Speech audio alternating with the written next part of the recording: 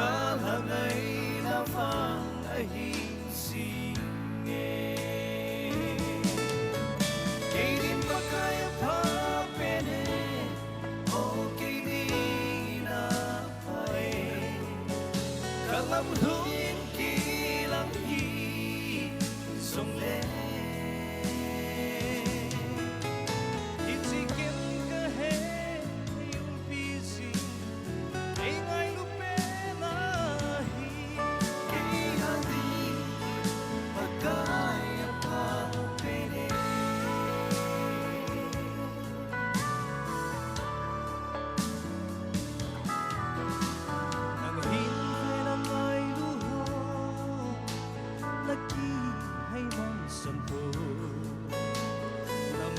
Sa si na umpina na mo piho sa iyon ay ngay luding ko'y maunglo pagkay kahimbele nang mabaw dahi kinit na faim tu.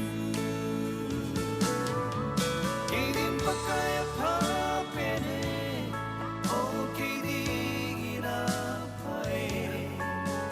kalamluin kilang hi sungle. Hitikin kahe ay umpisi ay ngay lupenahi kay hati pagkaya pa pene.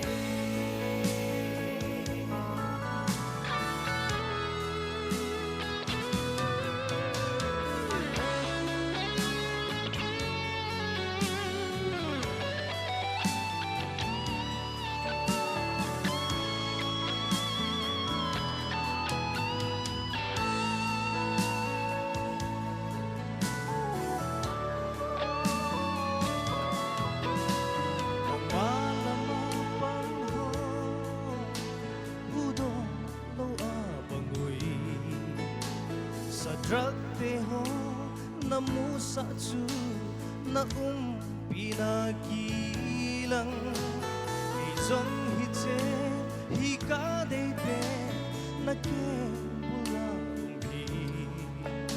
Isu alupem kinzong katasan ne.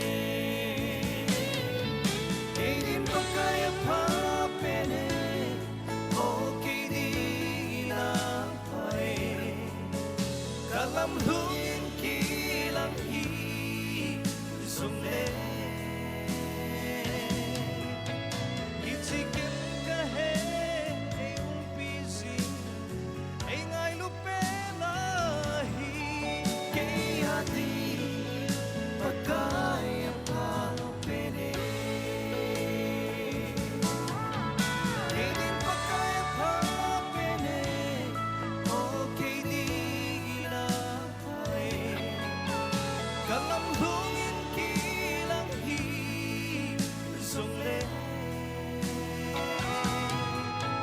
Hitikin kahe ay umpisi ay ngay lupenahi kay hati pagkaya pa pene.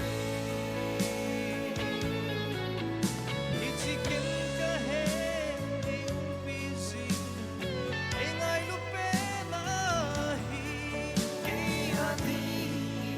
pagkaya pa pene.